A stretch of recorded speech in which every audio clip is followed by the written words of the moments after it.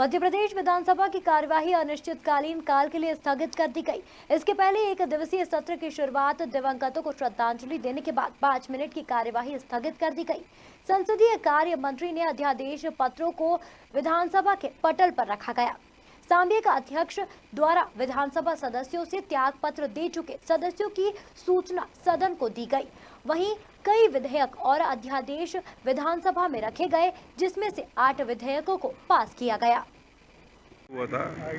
उसमें आज श्रद्धांजलि देना था, जिसमें प्रणब मुखर्जी जी जो पूर्व राष्ट्रपति थे, पूर्व राज्यपाल टंडन जी मध्य प्रदेश के, जो हमारे विधायक दांगी जी जावरा के, और ऊंटवाला जी जो विधायक थे, विमला शर्मा जी, अजीत जोगी जैसे करीब 20-22 लोगों को श्रद्धांजलि आसंदी से दी गई, उनके नाम पढ़े गए।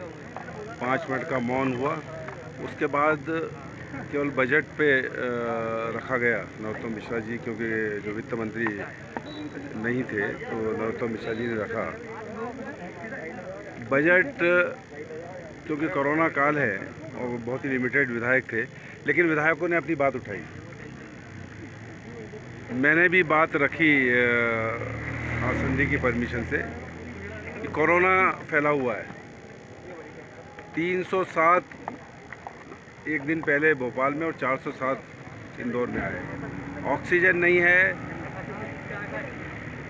और भदभदा विश्राम घाट पे लकड़ी और कंडे नहीं मिल रहे हैं, और ये कहा जा रहा है कि बाहर के जो लोग यहाँ उनकी जान जाएगी कोरोना से, उनको लकड़ी नहीं मिलेगी। मैंने कहा ये गलत है मुख्यमंत्री जी, आप इस पर बोलिए और अपना बताइए कि इसमें क्या करेंगे। दूसरा मैंने एक मुद्दा उठाया कि जो नवरात्रि का त्यौहार आ रहा है, इससे प्रजापति समाज मूर्ति बनाता है। गणेश जी के समय उनको मूर्ति नहीं बनाती। अब भी बात चल रही है, वो चाहते हैं कि 10 फीट की दुर्गा जी की मूर्ति बने और 450 फीट के पंडाल की अनुमति दी जाए। ये मैंने सदन में वहाँ पे उठाया और मैंने कहा मुख्यमंत्री जी इस पर बोलिए आपकी क्या नीति है। और तीसरा, हमारा जो विधायक एक बैठी हुई है सुनीता पटेल, बाहर बैठी हैं, वो उनकी मूर्ति के सामने गांधी जी के, इस पर बताइए कि इनकी समस्या का निराकरण। आज विधानसभा चल रही है और एक पार्षद बाहर बैठा हुआ है, ये हमारे लिए एक शर्म की बात है। इस पे दें, लेकिन उन्होंने इन किसी मुद्दों में बात नहीं हुई। लेकिन कोरोना पे उन्होंने ये कहा कि ऑक्सीजन और बेड हम कम ना पड़े, इसी को कोशिश कर रहे हैं, वो सबको मिलकर लड़ना, ये कहा उन्होंने। लेकिन एक मुद्दा मैंने उठाया कि निःशुल्क होना चाहिए। भाई कोरोना आया है, कोई जनता खुद अपने आप तो बीमार हुई नहीं, इसको आप रोकथाम नहीं कर पाए, आया तो इसमें निःशुल्क होना चाहिए। इस पर भी एक शब्द नहीं बोले वो, क्योंकि पहले निःशुल्क होता था, बड़ी बड़ी फीस अस्पताल में मिल जाती। हमारे नेता प्रतिपक्ष कमलनाथ जी ने कहा कि भाई अस्पतालों के अंदर कोई सर्टिफिकेट नहीं दिया जाता, कोई कागज़ नहीं दिया जाता। कोरोना था, अब क्या हुआ, लोग कोरोना में जाते हैं और हार्ट अटैक से उसकी डेथ हो जाती है। तो उन्होंने कहा इसकी एक जाँच एजेंसी इसमें इसकी जाए और लोगों से कंप्लेंट लें, क्या परेशानी आई लोगों को। ये बातें सब होना चाहिए, इस पर कोई ना नहीं। लोगों ने जायज़ का उषा ठाकुर के खिलाफ उठाया कि वो कह रहे हैं कि ये जायज़ संस्था जो आदिवासियों की है, इसकी पूरे विधायकों ने चिल्ला चोट दी। लोगों ने वहाँ बात की किसानों की कि उनका जो मुआवजा है वो दिया जाए, नहीं दिया जा रहा है। इस पर हो हल्ला वहाँ पर हुआ और बाद में इन सब मुद्दों को लेकर हो हल्ले के बीच में विधानसभा का बजट आज रखा गया। कई विधेयक अध्यादेशों को भी पटल पर रखा गया। बजट के बाद में जो प्रमुख रूप से अध्यादेश थे,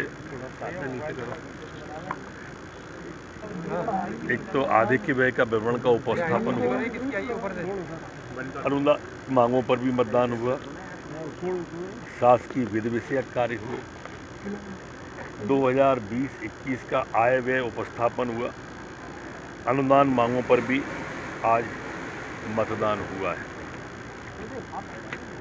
और कुछ पूछना चाहेंगे या इनको भी बोलना है? लगभग 7 विधेयक आज पास हुए हैं, जिसमें से वित्तीय थे 4, तो वित्तीय विधेयक थे। जैसे वित्त विधेयक था 2020 का, वैट संशोधन विधेयक था, इसी तरह से माल और सेवा कर वाला था, हमारे यहाँ पर जो तृतीय संशोधन विधेयक नगरीय विधि का था, जिसमें 3% को घटाकर 1% जो किया गया है स्टाम्प ड्यूटी शुल्क, वो भी आज इसमें पास किया गया। थे उन सबको पारित किया गया। विपक्ष और सत्ता पक्ष के सभी नेताओं ने मिलकर, क्योंकि कोरोना संकट बड़ा संकट है, यहाँ संक्रमण के काल में हम सबको अनुशासित और संयम ढंग से विधानसभा चलानी थी, और इसीलिए जो भी सर्वदलीय बैठक में जो जो विषय निर्धारित किए गए थे उन सब पर आज चर्चा हुई और उनको पारित किया गया। देखिए, मुझे लगता है कि इस विषय पर, जहाँ पर इतना बड़ा संक्रमण काल फैला है, विधानसभा के फोरम को हम अपनी राजनीति के लिए उपयोग करें यह ठीक नहीं है। और मंत्री जी पहले ही कह चुके हैं कि उन्होंने ऐसी कोई बात नहीं कही। आज माननीय मुख्यमंत्री जी ने सदन के माध्यम से सभी मध्य प्रदेश के वासियों के सामने कोरोना संकट में मध्य प्रदेश की सरकार ने क्या कुछ किया इसके विवरण दिया है।